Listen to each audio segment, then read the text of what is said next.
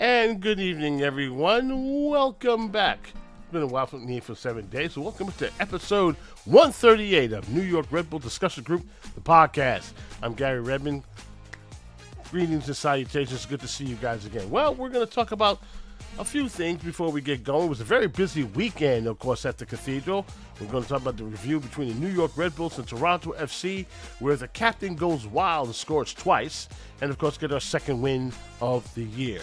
We're also going to, after the break, we'll talk about our next game, which is New England Revolution in that place of the House of Horrors at the Razor, and why every time we go up there, we seem to have a little trepidation. It's we don't do so well up there. No need to sugarcoat it. We're going to show it, Nick and Mark will show we actually have a chance. Speaking of which, we have, of course, our third win tonight. Our special guest, the one and only Anthony Merced of AJM Sports FC, will be dropping knowledge, of course, of this very monthly Red Bulls download. Remember, this guy's out there. He's, of course, at the training center. He's basically getting all that information that sometimes we can't get. And if you're tuning in tonight, you're going to get yourself educated. Plus, of course, Gotham FC took on Orlando Pride in their home opener. And it was marred with not only with a loss, but an incident. We'll talk about that later. New York Red Bulls 2 did not play this week. They'll play, of course, on Monday. And, of course, if you happen to miss the live show, which is happening right now, you can always catch the recording on our YouTube channel. Don't forget to like and subscribe. And, of course, Spotify.com, which has been our home from the very beginning. Don't forget that all of our new episodes are uploaded the very next day. And we always say this because it's 100% correct. This is your show. It is. Not only belongs to the group, belongs to all the fans who are in the New York and the fans of soccer. We want to make it the best one out there. So please, let us know how we're doing. We welcome any feedback, good, bad, or different. You have any questions, comments, what have you, shoot us an email. NYRBDG, the podcast, at gmail.com. That's NYRBDG, the podcast. One word, at gmail.com. So, when all the final scores came in, New York Red Bulls won their game at home. City got tied up in knots, of course, with Columbus, of all things. The Columbus is still a good crew, even without their main gun, who just simply went down to Mexico. In any case, we won the weekend. So before we get going, of course, naturally, we're going to blow that horn, as we always do here, just to be so that it could piss off my cousin, who's a lifelong fan. But in any case, we win the weekend. That's our second weekend in the second. And, of course, we blow that horn. So let's hear it. And there you go. So without further ado, let's bring in my two co-stars, of course, which is basically the main men. Of course, this is Nick Lianos and, of course, the coach, Mark Coates. Gentlemen, how was your weekend? It was fun, enjoyable. The fireworks were pretty good. Well, I'm not talking about the fireworks show. I'm talking about the fireworks. But we will get to that. Oh, yeah, we'll get to that. Well, we faced off Toronto, Nick, Mark. They were a team that was still searching for their first win. And when it was all said and done, they're still searching for their first win. But for some reason, the Metro Boys did not make it easy. Nick, we'll talk about your players' ranking in about a minute. But quick thoughts before we go into the highlights. Nick, we're going to start with you. Your first thoughts after the final whistle. Aren't we glad we bought in Emil Forsberg? That's a great way to start. Okay. You got an elite player, and when your team wasn't playing up to snuff, it's good that he can bail you out and win a game for you. Well, should that always be the case? I mean, excuse me. That shouldn't be always the case, right? We don't have to depend on him, because in some cases he's not going to be there, which has always been my, concern. But everybody else should be able to step up. No, they did. Unfortunately, that wasn't their best game. It was an ugly performance, but they did get the victory thanks to Forsberg and Choupo-Moting. I don't know why somebody said on the board that he's not anything special, even though he's basically helped us get 5 of our 6 goals. I don't know what these people were talking about. So anyway, well, Well, Mark, you were pretty peeved when I mentioned this um, during the pre-show. Even gave me the trademark head on head on head on embarrassment. What is It's just what everyone's beef listen. about Chupo? He's Honestly, I don't. I guess the we've sort of we were talking about it. Like we jokingly, of course, we mentioned Barlow, and the fact that the bar has been set low, but no. ever since BWP left, everybody's been compared to BWP. The man is a legend. We're not going to get another legend, but we get. Listen, Brian White would have been the choice that everybody would have loved, but hindsight's 2020, right? We've struggled, we've suffered. Yeah, I know. We've struggled and we've suffered with every single guy that's been brought in, and every single guy gets trashed, by the group. Everybody, like, he hasn't even stepped onto the field, and yet everybody's he's old, he's this, he's that. From what I see, the guy is very good at hold up play. He's very good at passing. He's got excellent footwork. For a guy who supposedly is sort of at or just over the hill, I think he's doing a good job. He's getting comfortable with the teammates. He's getting comfortable with the league. He's taking shots that have come close, and I think that's just it. It's still early in the season. We're talking. This is our 5th game, and everybody's like, "Oh, he's put the panic button away. Talk to me 5 more games from now." Because the other problem we have too, we will be doing we have a third of the team on the injured list. A third of the team. How many guys were away? With 2 guys, you're assassins. Okay. Yeah. So and that's the other thing too. You don't have Morgan out there. We saw Sofo play. He ain't back until May. Sorry. Right. But you saw Sofo. I saw him last year playing for Red Bull 2, and the kid has the wheels. All right. Encore came back. Yeah. All right. But we're still waiting on Roland Mitchell to come back. This guy is a goal scoring machine. All right. Whether he can do that at this level, we're obviously not going to find out until he comes up. Everybody was saying the same thing about AJ. Oh, and we saw AJ finally. 5 years. 5 years.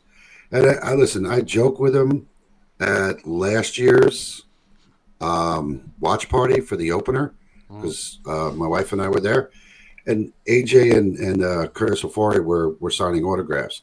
So I saw them just before halftime when they were going back over to the players area, and I said to him, I said, how you feeling? He's like, man, I can't say nothing because people will overhear me, But it's like he's like, when am I going to get my shot, bro? It's like, and nobody, including me, I would never say a bad word about Ryan Mira, right? Never, all right.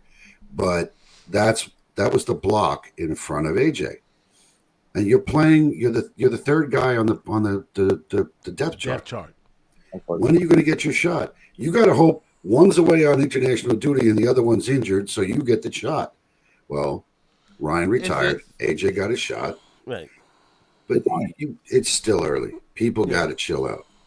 I mean, if there's one thing, before we start the recap, if there's one thing that this organization has their bread and butter, it's keepers. They seem to find fantastic keepers. And God help you if you're this young kid sitting behind this stellar kid, stellar baller, waiting for your chance. So the only thing you can do for AJ, tell AJ is, hey, we're going to either put you on loan or wait your turn. But when he got his chance, he did well. He really did well. I had no problems. I said this before the game, right, fellas? I said he's going to be fine. He's not going to, pull up a rock and, blow up the place, like people were expecting. But he did well. Speaking, of course, of the highlights and everything else, here it is. In full color. And so away we go amongst the flurry of absentees. Is this the day and is this the place, the most unlikeliest place of all from the set piece? Forsberg's ball in. Red Bull coming within a whisker. The woodwork clip top of the head from Noah Ayla. Good ball. Outswinging here, and watch the movement backwards there from Noah Ayla. It's a really difficult one moving away from goal. And see, he's got the matchup with Gomes, and he has to reorient his run to step back to make through possession. So often we see a mistake is often the difference for them, or defensively is what creates their offense. And trying to see so far. I don't want to speak too early. Forsberg into Raheem Edwards. Now then, referee says no. See the touch, clearly got position. His left leg, there's no contact. He steps forward. It's this back leg. It's clearly contact, but it's just. An official with Major League Soccer since 2006. Both have a ton of experience, feel the need to go to the monitor. It's this right leg for Edwards as Wingo tries to come around him.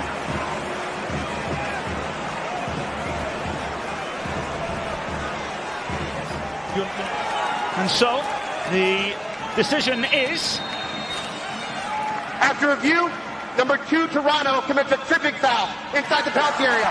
Restart penalty. and he keep out the old foe here. It's Emil Forsberg who scores. Won't bother Forsberg, who steps up.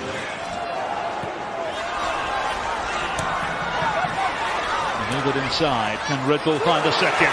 Peter Stroud! And if anybody deserves a goal, it's him. Well worked here from Red Bull. Playing the little third man there. Great layoff, and it allows. Kerr again, twisting and turning. It's Kerr!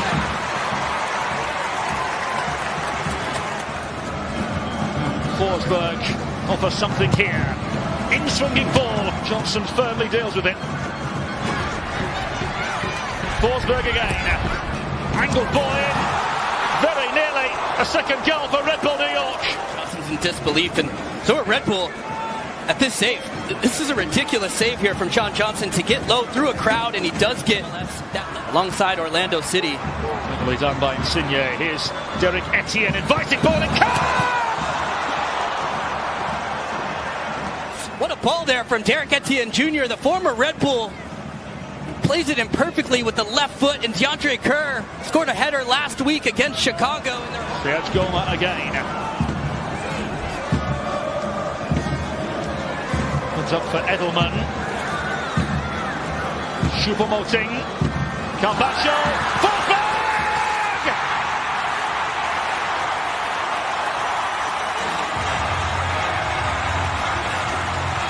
There was appeals for offside. No doubt they'll take a look. But if the goal stands. Look at this one. Toronto FC have had to make two changes on the back line, and it's Kosi Thompson on top of the screen there. That keeps Forsberg onside, needing to keep possession. Find different ways to close out a match. He lifts into the path of Goma. It's opened up for Seth Goma! Really smart save from Sean Johnson. This is why Goma may have a problem. And this was just on the follow through here. Then down under the challenge. Basho will earn a yellow card, much to his dismay. Well, Carpaccio has walked himself into a red card. So quickly did he receive a yellow. Perhaps Red Bull New York now with a chance. Into the path now of Red Bull New York, but the referee has blown the whistle, it seems. All right. Of course, naturally, 2-1 win for the good guys. Lots to talk about, especially going down at the end. Of course, it was just a, someone say it wasn't a very pretty win, but hey, they got it done. Forsberg scored the second installed goal, MLS goals of the season, which happens to be his 11th and 12th of his MLS career. Midfielder has recorded 4 goal contributions in 2 MLS career matches against Toronto FC. Forsberg has converted all 6 regular season penalty kicks have taken for New York. That's 6. So anytime when he's up on the PK line, he's going to be automatic. Swedish international recorded a third career multi-goal game of his MLS career. He's also recorded 8 goal contributions in his last 8 regular season matches, which, to your point, Nick, the team is much better with him in the lineup than with him without it. Choupo-Moting and Carvalho, before he got kicked out, both recorded their first MLS career assist in the match. Choupo-Moting has now recorded a goal contribution in back-to-back matches. Goalkeeper AJ Mokuchi, first start, first win. Sounds like someone with Sofo. Seems to be a nice habit that's going. Mokuchi also, he got his first win with the Red Bulls. New York has posted an 18-2 mark against Toronto FC. They're sick of them. Okay, they have literally dominated the Red Patch Boys at home in regular season history, including extending their home winning streak against Toronto to 8 matches. Ouch. Don't we wish they can able to dominate all teams like this? And of course, last but not least, gentlemen, defender Sean Nealis has made his 140th career MLS appearance, which moved him into sole position of third place in franchise history for most appearances by a defender, passing, guess who? Aaron Long. Oh, yeah. Aaron Ray Long. So now he basically stands alone in number 3. So he has his 14. So he's going to be around for a while. We'll talk about the story of everything else. But let's talk about Choupo, okay? Because we're going to circle back about that because folks were complaining about this guy for any particular reason. And I'm going to hear William Carroll saying, everything you say about Choupo is right, but he's 5 games and 1 goal, and that was given to him by Forsberg in a penalty. We need a striker who scores goals, not a striker who can pass. You know what? I'm not disagreeing with William here, but at the same time, Choupo's body of work, it's not like he's ham and egging it up there. He's doing he's doing whatever. And while defenses are circling around him, they're leaving guys open like Emil Forsberg, Harper, Yengar. I mean, that's what he's pulling the defense away. It's what folks for some reason really don't see or don't notice. That's causing all these chances. You guys agree? Look at his hold-up play that he's been doing. If you just look at this back on the winning goal, look what he did. He took 2 guys focused on him. Right. He held up, boxed them out. He realized he sees Forsberg behind him. He sees Carvalho right next. Carvalho coming open, gives him a simple pass. Carvalho quickly moves it right to Forsberg, and it's a goal. That happened because he took 2 guys because he boxed them out, and 2 guys were focused on stopping him. That's what a striker will do does with a good reputation. And he hasn't scored yet. He's got the 1 penalty. He's gotten the 1 PK that he scored on. He's earned 2 penalties already for this team. Sofo's first goal was basically the work he did. So we're not talking about a guy that hasn't contributed. We have 6 goals on the season, and he's basically contributed on 4 of them. Mm-hmm. We got 2 PKs he's earned, the 1 assist yesterday, and then the 1 from Sofo, which you may not give him anything on the stat, but that was basically all his work. Sofo just picked up the rebound. So it's not like we're not getting the contributions from him. That's the one area I'm not complaining about this team. No, he's got, like I said, I think that when Nick said it's true. It's people are looking at the score sheet. They're saying he's not putting the ball in the net. The goal itself was good. Yeah, it was off the post. He had 1. I mean, you're talking 2 inches, 3 inches above the crossbar. He's getting opportunities. All right, he's not converting on the ones but he's making defenses pay. When you watch that, I mean, again, this was one of those things. It was great watching him when he's got 2 guys with him, and he's still beating these guys with the ball. I mean, his footwork is amazing to watch. So Again, yeah, it's still early in the season. I don't think it's time to condemn this guy. Saying he's not scoring, he's not scoring. His soccer IQ is the other thing that we don't always take into account. This guy's got some unbelievable experience, and I think it's got to benefit our young guys. And I think when we start to get bodies back, and these guys have the opportunity to train with him, play with next to him, I think you're going to see a huge difference. And if they're going to start chasing the kids because the kids are scoring, that's going to open up the game for him too. Yeah, I mean, I like this. Sorry to cut you off, Nick. I like to think that for once, okay, for once, Eric doesn't have to be the man. Everywhere he's gone, he had to be the man. He had to do a lot of the heavy lifting, and now he sees this wealth, this embarrassing wealth of young, hungry ballers, and he thought to himself, you know, I know I can score some goals, but in some instances, Nick, I don't have to. As long as I did what I did, on Saturday, which is draw defenders open. Hey, any of you guys just get open, we'll get the ball to you, and you just take it to the hole. Not a bad arrangement, and No. he hasn't put in his contribution. But you know what? He will soon enough. And then I'm thinking once we get everyone back healthy, 100%, this squad is going to take off.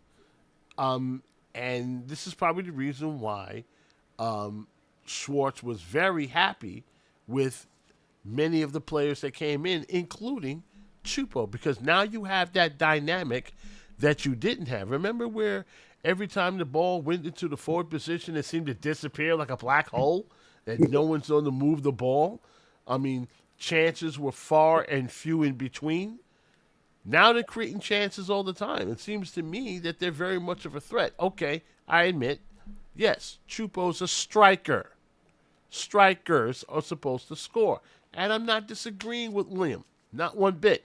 I'm not disagreeing with him. I mean, you're a guy in that position, hey, you got to bang them in. But there's more to it than just scoring goals, because BWP did that as well. When BWP was on this game, he was a bona fide threat. So you know what happens?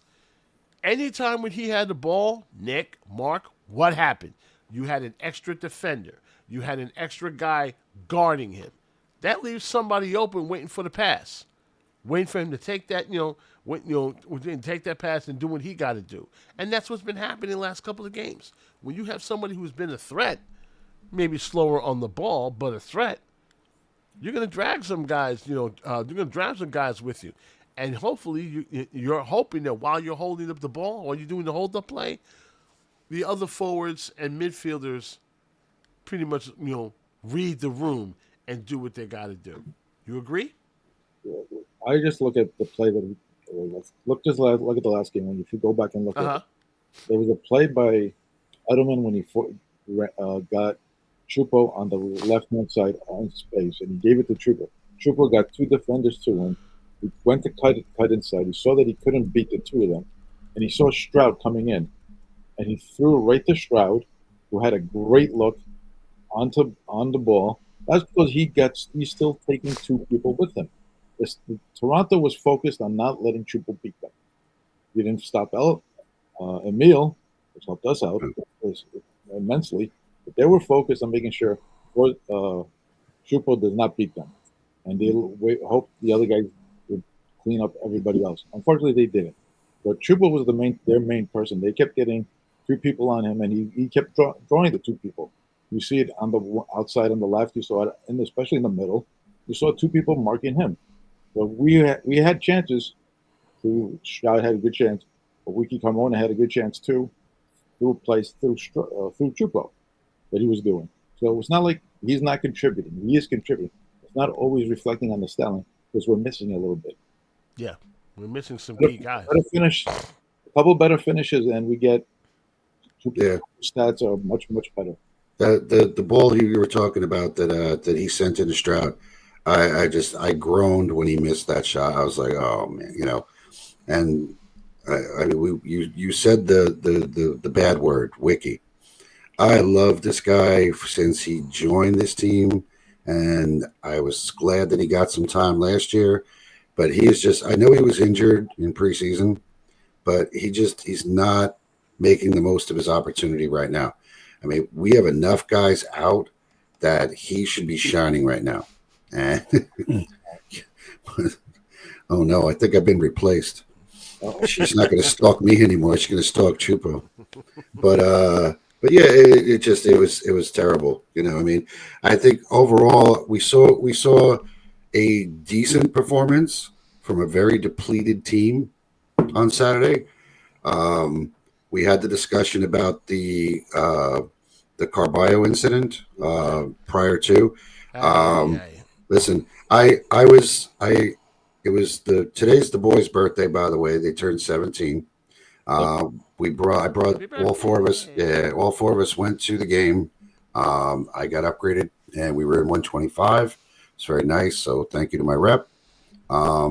We had a perfect view of that entire debacle because I saw when he threw the ball away and got the yellow card, and I just started shaking my head. And I have Derek sitting next to me, and he's like, "What? What did we?" I'm like, I said, the refs are going to start calling this. Yeah. And these guys, we talked about some of the rule changes, you know, at the beginning of the season. Mm-hmm. And this is one of those that they are really cracking down on. They are going to, because they're doing it at Next Pro. And they're going to, thanks, Lon, right? They're going to crack down on this more and more as the season goes on. Guys have got to be smarter. They have to get it in their heads that that's a no-no. You know, the situation early on. Don't get in if you don't have an armband, get out of his face. Yeah, but even if you have the armband, you have to be careful what you say. You can't, you know, because we saw that happen with Toronto. You know, their captain got a yellow card because he was just, you know, mouthing off to the ref more than the ref wanted to deal with. But Carballo, he got the yellow card, and as soon as the ball was back in play, I watched him tail Fremont across the field. I mean, he came from the far side to the near side, and I could see that he was just, his mouth was running. I mean, before he even blew the whistle, the yellow card was out of his pocket. He blows the whistle and stops play, and then just reaches into the back pocket, sends him off. And I'm like, what were you thinking? It just, they have to know.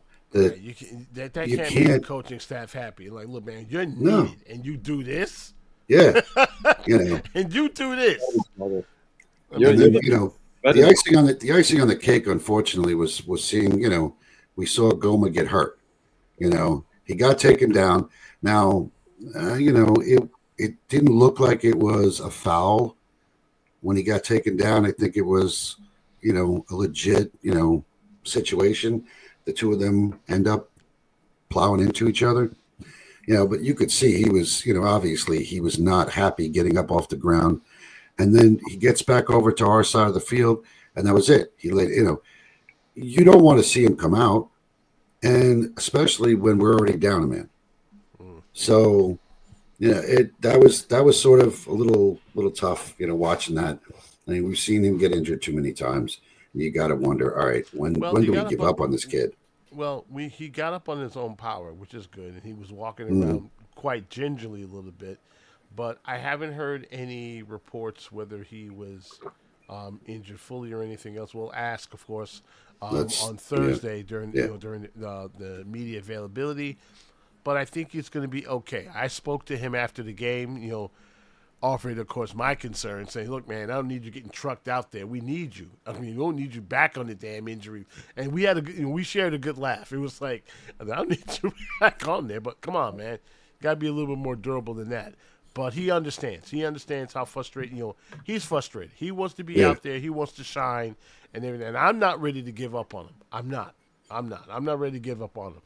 But he's got to stay on the field. You know, he can't. I mean, this can't continue. But this proves, you know, no, Lisa, we don't have an update on him yet, but we will.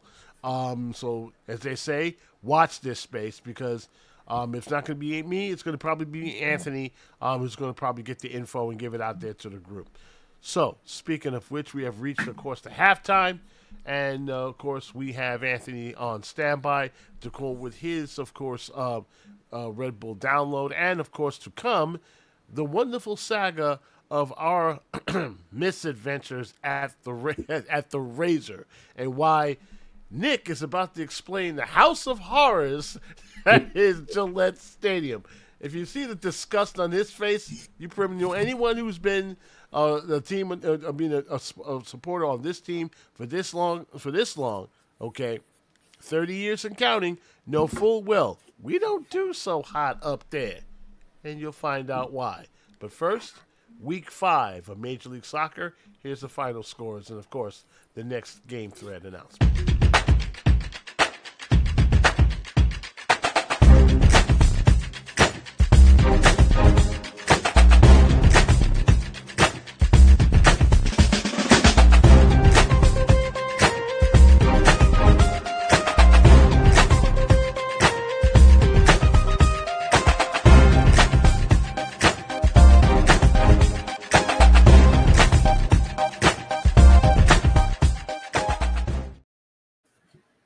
Anthony Merced drops by. Of course, it's that time in the month, which means he's about to give us this straight dope of what's been going on with the New York Red Bulls in his monthly Red Bull download report. But before we begin, let's talk about the New England Revolution and why, in a sense, this is going to be our next game, match day 6.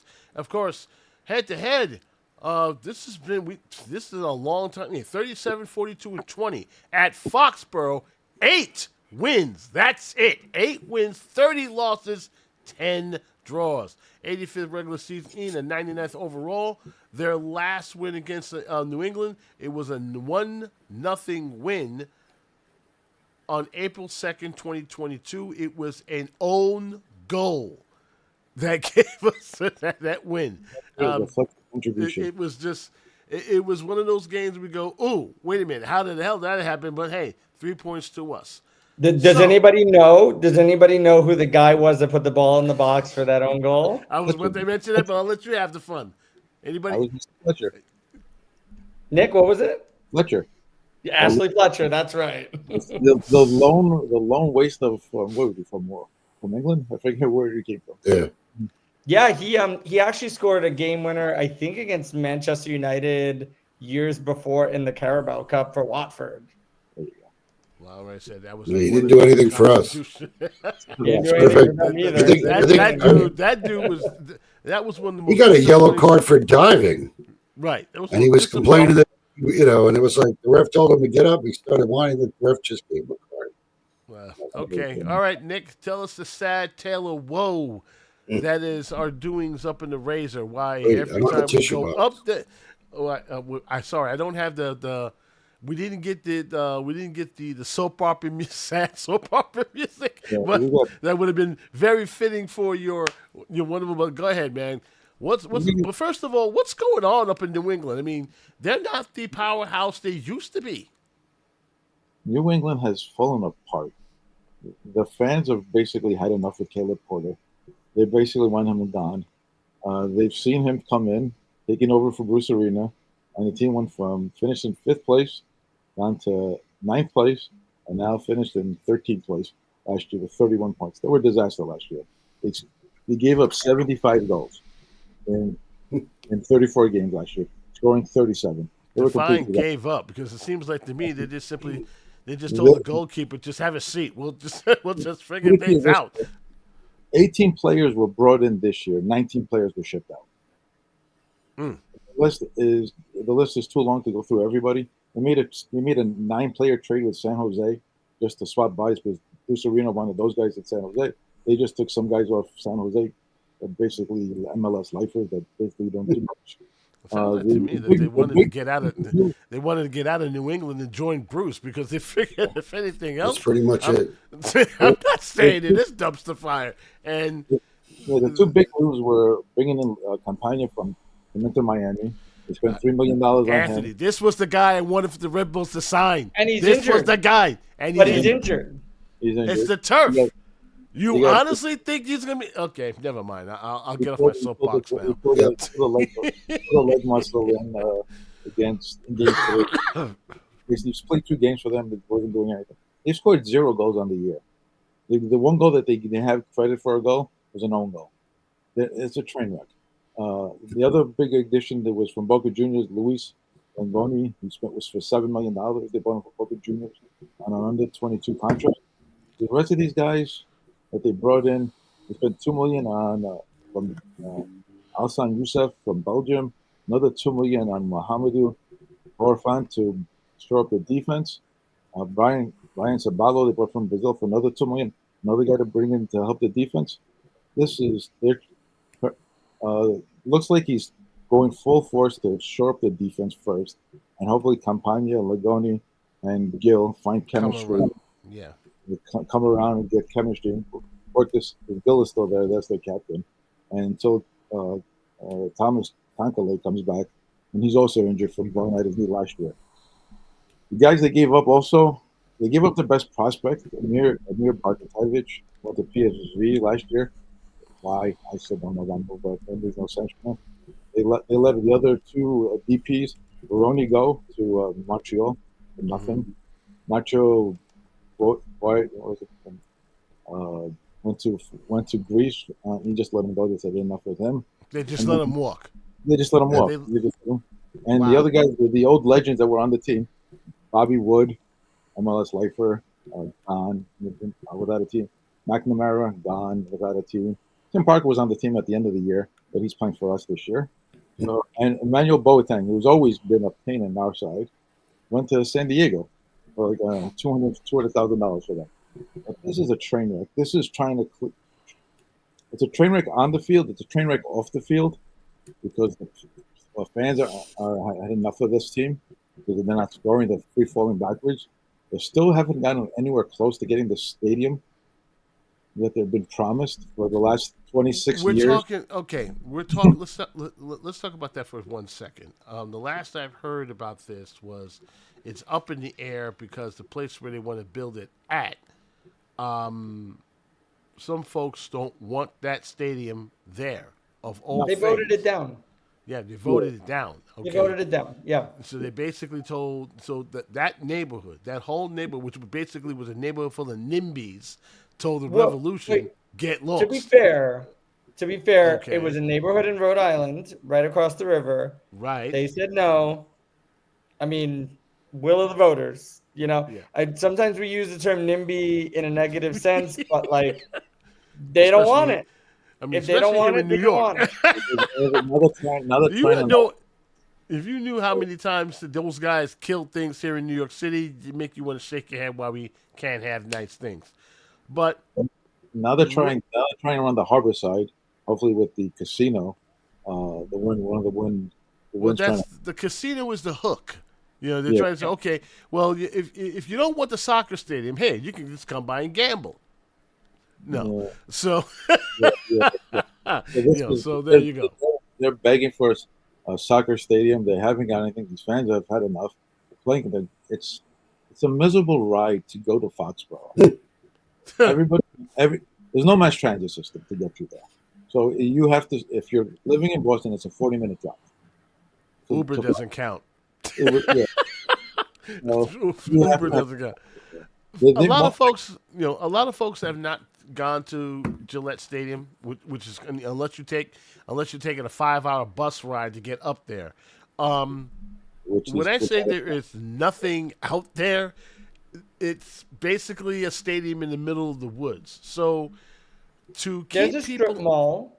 Right, they added a strip mall around the area so people can able to come in early, eat, drink, watch the Patriots, stick around a little bit, and not leave. You can't. I mean, trying to leave from that place, no. Okay, I mean, even traffic jams, for the revolution have been horrid.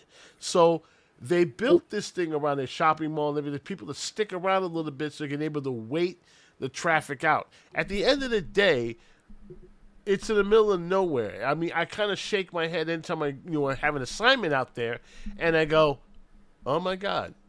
I mean, why don't they just bring a train over there? I mean, oh well, but that but then again, that's how it is. You mean mass transit planning.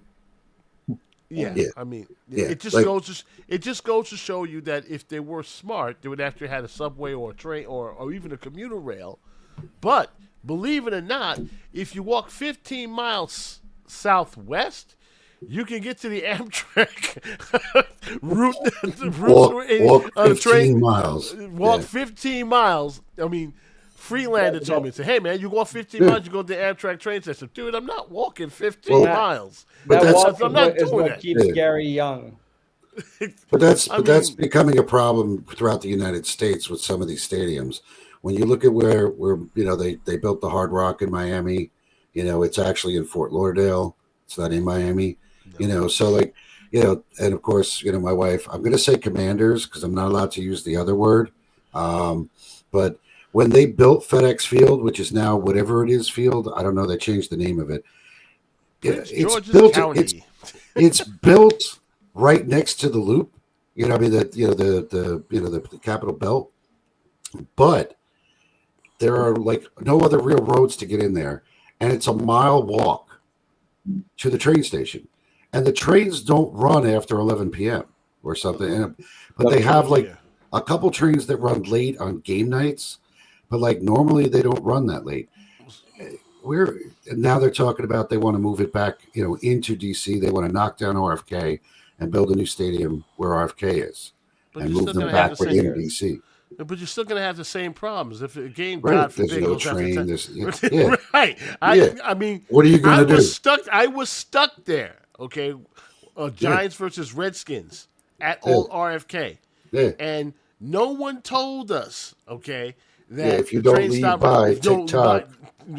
by that you're walking almost 8 miles to Union Station. So that's when we said we're not going to do this.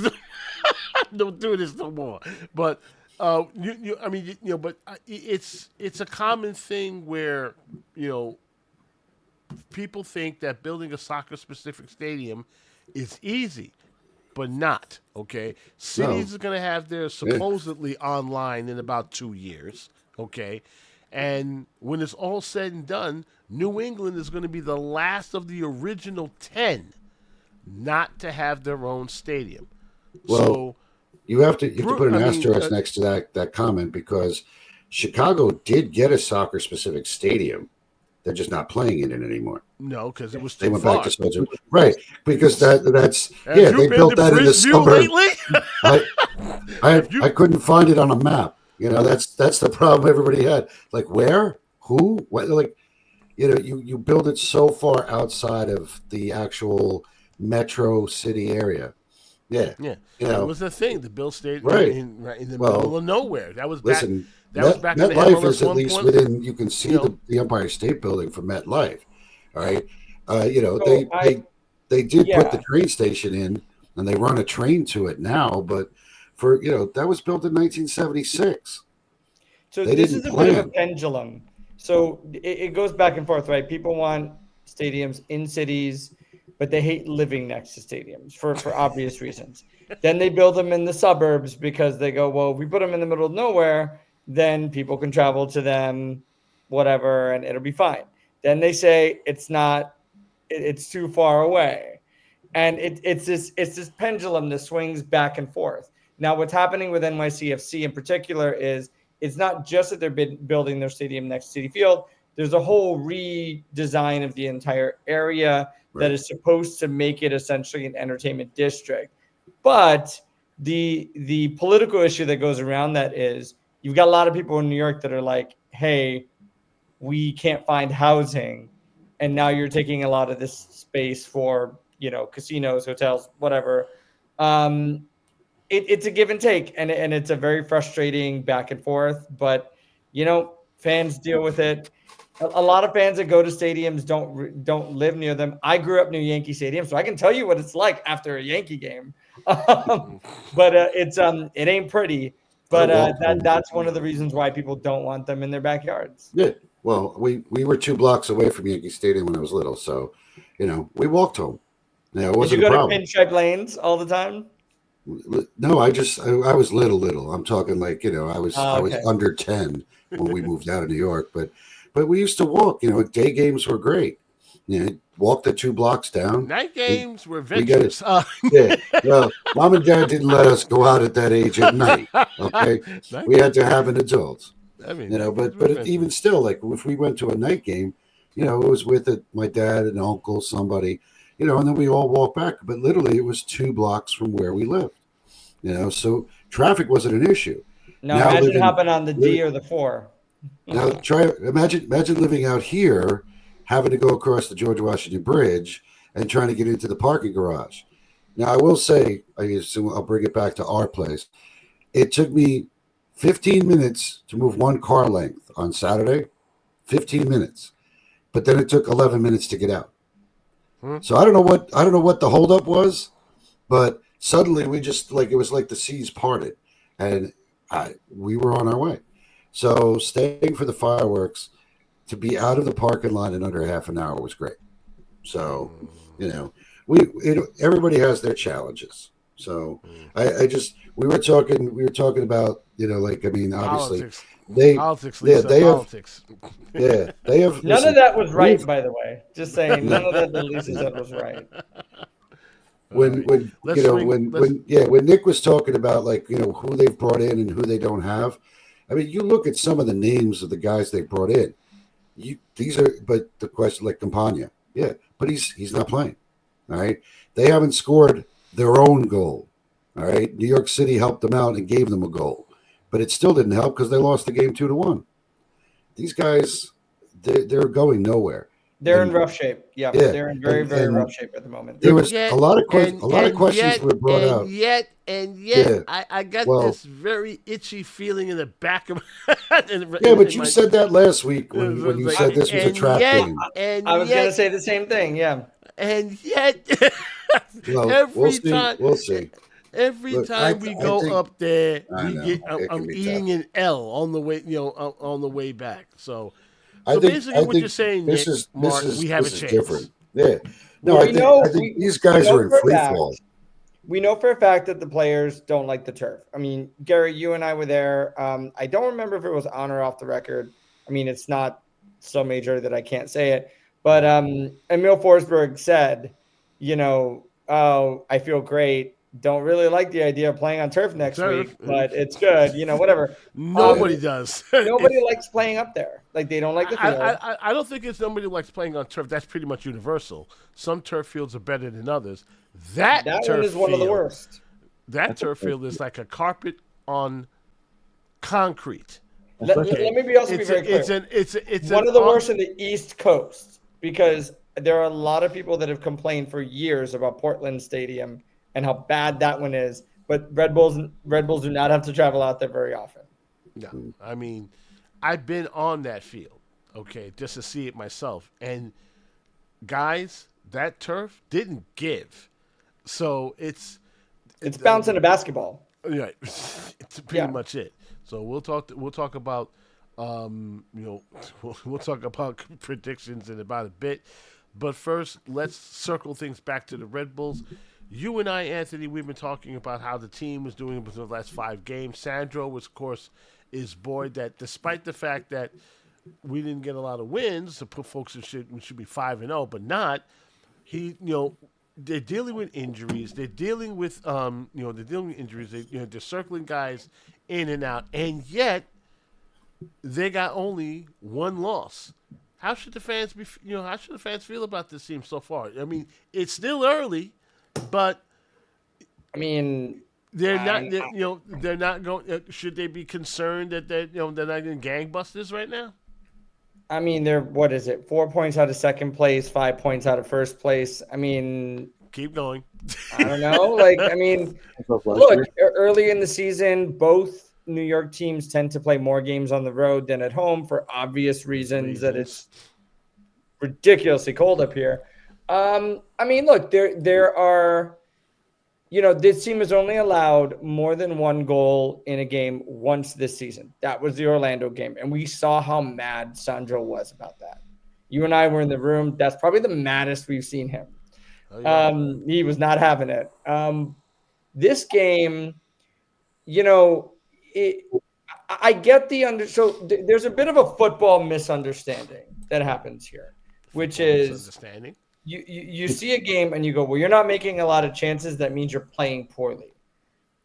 The Red Bulls don't allow much this year. They don't give teams very much. Maybe if you can catch them high up the field, you can get a shot against them. You can get a chance. We saw Derek Etienne literally put. This is the reason why I want Derek Etienne still on this team, by the way. Like a phenomenal cross. But he's loving his role as the assassin. No. That doesn't. No. Those are few and far No. between the kind of opportunities that this team has given up this year. They've been defensively stout. They've been able to play. So the formation that they play for a lot of years, this team was used to the 4-2-3-1. They're used to a 4-4-2. We're looking at a 3-4-2-1, kind of the Christmas tree formation, if I can say so myself. That means there are 2 10s underneath the 9, which is the 9 is Choupo-Moting. The 2 10s, one of them is Emil Forsberg. The other one was supposed to be Lewis Morgan for most of the year. It's been a rotating cast right now. The idea is to confuse the defense as to who it is that's going to be the offensive threat at that moment. And Choupo has played it perfectly the entire time this year. He has essentially pulled defenders left, right, center, away from everybody, back to goal. Forsberg's been able to make runs. That was the goal that was scored. I mean, he had a great pass. Before that, you saw the runs that Lewis Morgan were made. Those 3 were interchanging well. It's working. So I think that, I really don't understand what fans are mad about necessarily. 2 wins, 2 draws, 1 loss. That 1 loss, really, you can be like, all right, it got away from them. They rebounded from, the poor performance to get a draw against Orlando. I mean, what do you want? 5-0? Don't forget that with the exception of Toronto, they faced off, Nick, if I'm looking at the schedule, really tough teams in the East. Yeah. Squads that you don't want to face these dudes down the stretch. I mean, Orlando's a good team. And that's what they had before. Orlando's deadly on the counter, and they saw that. They've played some very, very good teams to start the calendar year. Cincinnati with their additions is back to what they were, and they're still missing the Ausgan. They're going to be one of the top teams. Atlanta, wait until they figure it out defensively, but offensively they're going to be a pain throughout the year. And we suck on turf. We play those teams away already. So those are 2. What do you want? yeah. What do you want? Listen, we could have easily had the 1 loss that we should have. All right, there was a misunderstanding between Coronel, Hack, and that ball bounced and we went in. But besides that point, what's wrong with our defense? So the other thing I want to say is there's a perception, because a lot of fans watch the Premier League, they watch La Liga, and they think that, getting on an airplane and flying 2 hours to a stadium that is not a grass pitch is the same as getting on a bus for 15 minutes and going from, Liverpool to Everton. Right. It's a different game over here. Like, these guys have a different, the way they have to get ready for these games, the travel they have to deal with. So I'm just like this whole idea that you're going to get a, 2022 Manchester City team that Steam or Bayern Munich for the 11 years before this, you're not really going to get that in MLS. And even if you do, the playoffs are probably going to knock them back down to earth. I mean, you and I have interviewed players off the record and have asked us, how in the hell you guys do this? How do the other guys do this? Because they're not used to being on a plane for about 10 hours, let alone 2, just to get themselves ready for a game. But you're right. It is a different beast out here. And probably that requires discipline. Right. It requires each player needs discipline. And you know what? Other sports, it's normal, right? If LeBron James was a basketball player, people would be like, how the hell are you doing this? It's because that dude probably wakes up at 4 a.m. and does that meme that we've seen lately of the dude that hops in a pool at 7 a.m. or something. That's probably LeBron James every single day. So he can do at 40 what most people can do at 20, even though he hops on a plane and does all these kinds of things. The same thing needs to apply to the guys in MLS. You have to be disciplined. You have to have your schedule. You have to do all these things. You can't be Ronaldinho going out to the club every night because, it's not like, you can sleep off the hangover in the 2-hour ride between Paris and Marseille or whatever, like it doesn't work that way in the United States. No. Not that he's that or anything. Yeah. No, well, it's funny. It's funny you mentioned that. A friend of mine is from England, and we had talked about the differences in travel, and he said it's interesting, like the concept. He was talking to a friend of his that still lives over there that does travel to some of the games. You look at how many stadiums are in the Greater London area, okay, just alone. It's Okay. like 45 or something. Yeah, it's Just like the idea, like in someone who lives in England, the idea of driving 100 miles, like, dear God, why would you want to do that? Where are you going? We do that for vacation. Some people do that to go to work. Yeah. Some people have that commute for work. All right, there are guys that come to my building that do work in my fitness center. They live in Delaware. Yeah. All right, and they come here. And I'm like, why? I don't understand. Like, why do you drive, 80, 90 miles, 100 miles, 120 miles to come do service? I just don't get it.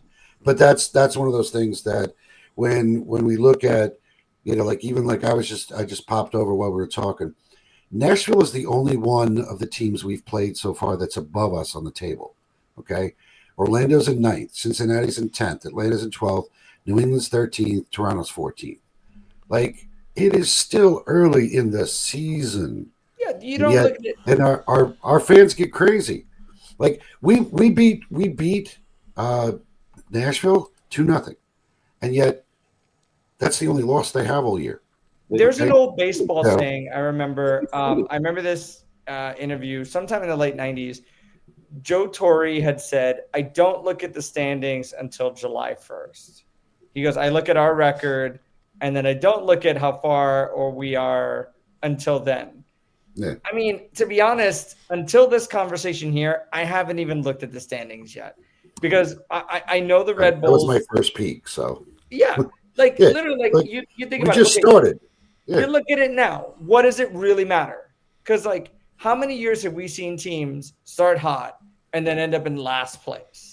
Yeah. Like, it doesn't matter. The standings do not matter right now. What matters is the performance on the field and are you getting points?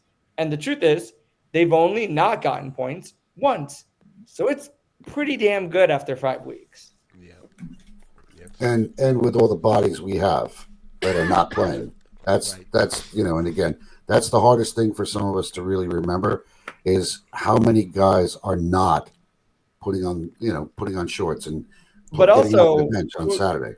Food for thought about that. There were years and years where this team's fans complained about depth. And it was all like, oh, well, we don't have anybody to step up. We don't have anybody to do this, blah, blah, blah, blah. Okay, what you do now. Because everyone that has stepped up to this point, whether it be Dennis Yengar, who could not break into the first team last year, having a phenomenal 2-game stretch, both in Atlanta and then the follow-up game at home, against Orlando. Sofo obviously got injured after that game, but tremendous first start. AJ Marcucci, tremendous to be able to come in given the scenario. Last year, Amaya leaves, Doncor comes in. There's depth. So, like, if you're complaining about depth, you're not paying attention.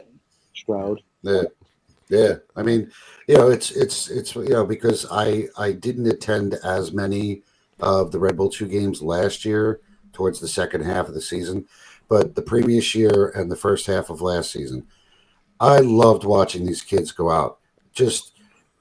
We had a very good offensive team. They just didn't play so good on defense. But we know that the guys that we have playing on the first team, you look at our goals against last year, lowest in the league. Right? We're and even this year, all right, yeah, we gave up 2 against Orlando. Has some serious weapons. Okay, yeah. And one of those 2 we could say was a defensive blunder, which we seem to have one of those a game. Now if it goes in, it goes in. Yeah. So we've played solid defensively through the first 5 games, and again, like you were saying, we just have this rotation of bodies in and out. That in and of itself doesn't help either because you don't have that chemistry to work with the same guy every week. Now Chupo's They been out there all do. 5. They do on the practice field, but game But that is situation so. is different. I remember once I talked to I can't remember which Neville it was. It wasn't Gary Neville. I remember I had a conversation once with Gary Neville about this, and he told me in very succinct terms, and it always drilled into me what soccer is. He goes, "You don't earn your spot at the game; you earn your spot on the training field." And so, if Sandro's putting a guy into the game as a starter, there is a reason because he earned it on the field. There's a reason why we saw Carmona and not Julian Hall. I'm not saying that Julian Hall is dogging it in training or anything like that. What I'm saying is there are guys that fit spots based on what they do in training that we do not see game to game. No, and it's really hard for fans to understand that because in other sports, we see guys so often earn their way onto the field, the court, whatever. It doesn't work exactly the same way in soccer. It's all about what we don't see. Right. A lot of it is what they don't see.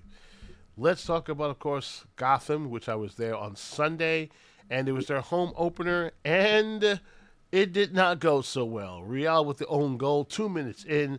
Marta, the indomitable one, with a penalty, 1 minute into 45 minutes, and that's all she wrote. 2-0 to the girls from the City Beautiful. Of course, Saturday marks Gotham's highest-selling regular season home opener, drawing an announced attendance of 9,718.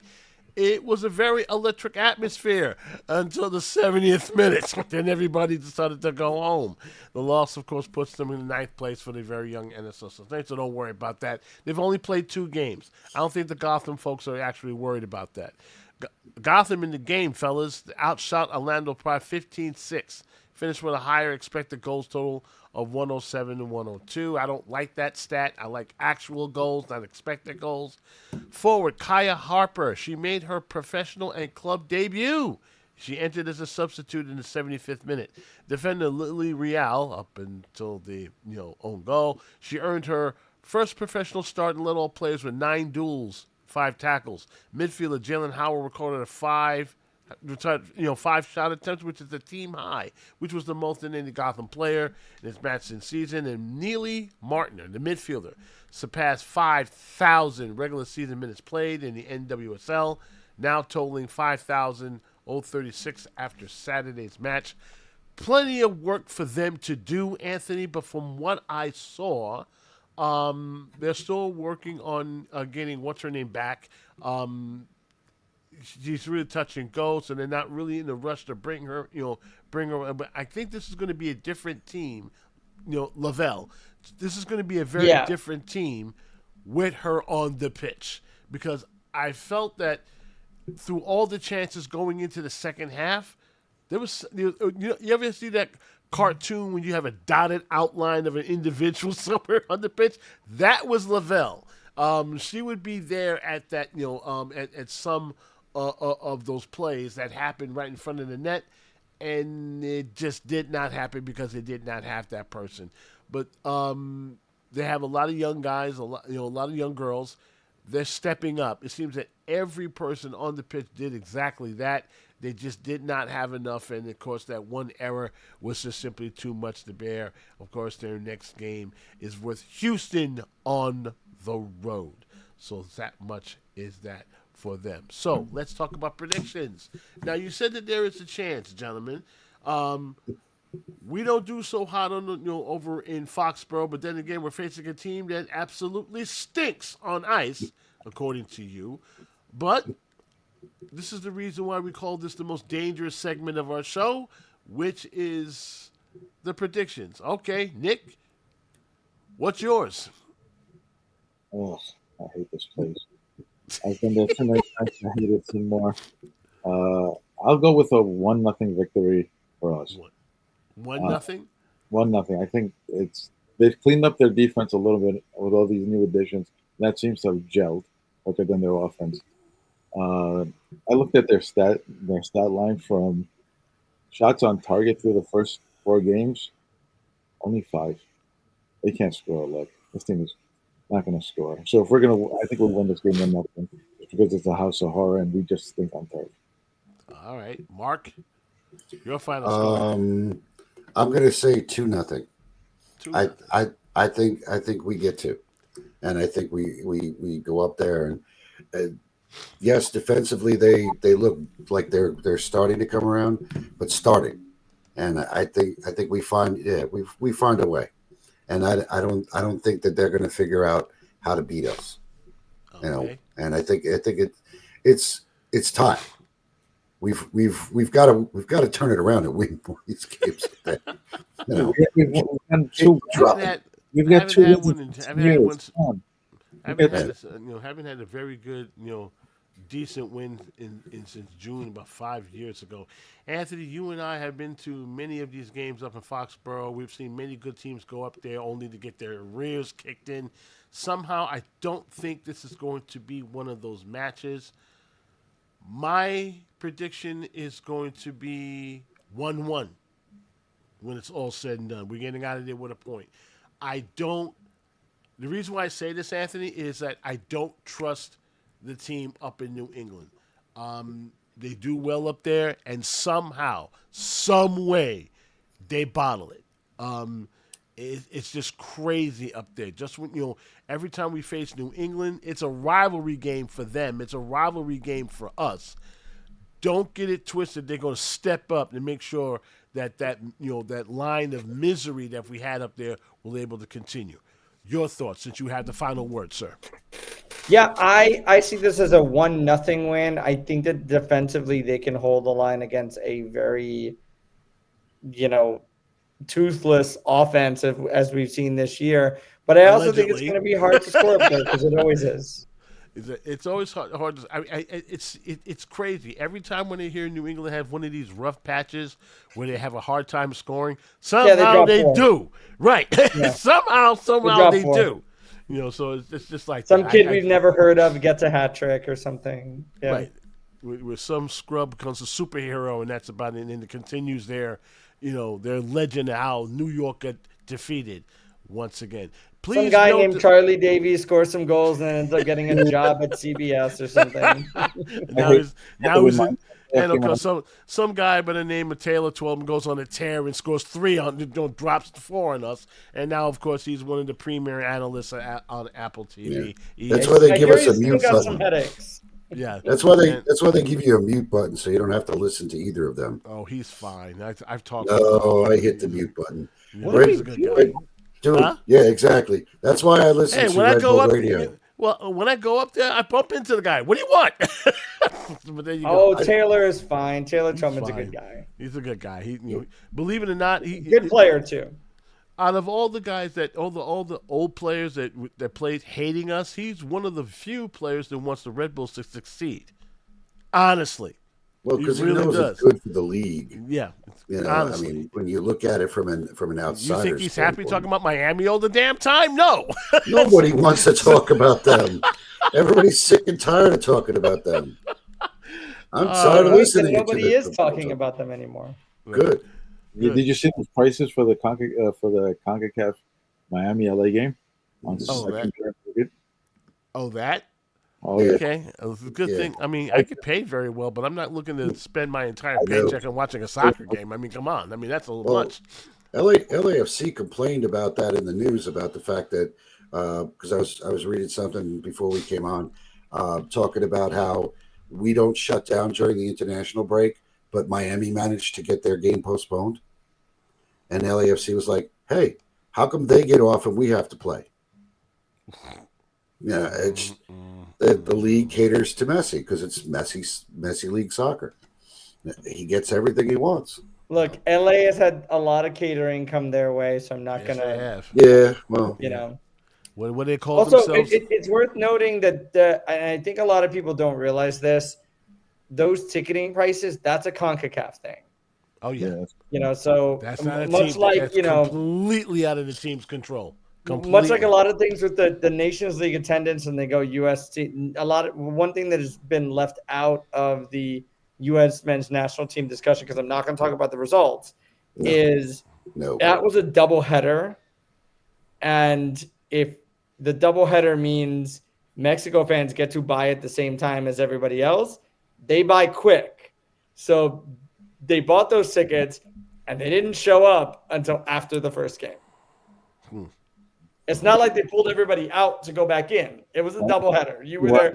You bought a doubleheader ticket. You could have showed up for the first game and stood there the whole time. They didn't. They showed up there for their team. That's on U.S. fans for not buying tickets sooner. Well, why would you watch U.S. hockey? Have you seen the way they play? Have you seen the way they? Different topic. Different topic. All right. As always, you can. I actually had a great time yesterday watching the game, Greece and Scotland. Nick and I were going back. That was a great game. You know, Right. I couldn't watch the U.S. game. After the 10-minute mark, when the kids figured out, wait a minute, we're much faster than these guys. Yeah, they were running circles around him. It was great. It was beautiful, beautiful watching that game. The first then, goal, I could not watch the U.S. game. Good. Gotta close the show. Alexis goal was amazing. As always, you can catch Mr. Merced on AGMSportsFC.com, along with myself, Dan Feuerstein, JJ Pollock, and the rest of the crew. As, of course, we crisscross all over the metropolitan area, giving you all the footy action of all the teams. Nick and Mark will be back with you in 2 weeks, because next week, Lon Ray and Miggy will be ranting and raving. God forbid if they lose. It's going to be quite a circle. And, of course, I'll be joining you guys, of course, on the we're joining you in 2 weeks as the Red Bulls take on Chicago. Of course, as always, if you miss our live show, which is happening right now, do not forget, you can actually catch, of course, the on-demand, of course, on our YouTube channel. Don't forget to like and subscribe on that, of course, Spotify.com. We're always there all the time. For Nick Lianos, Mark Coates, and, of course, Anthony Merced, I'm Gary Wren. Thank you so much, guys, for joining us this last hour. It's always been a pleasure and an honor. We will see you guys next week. Until then, good night and goodbye for now.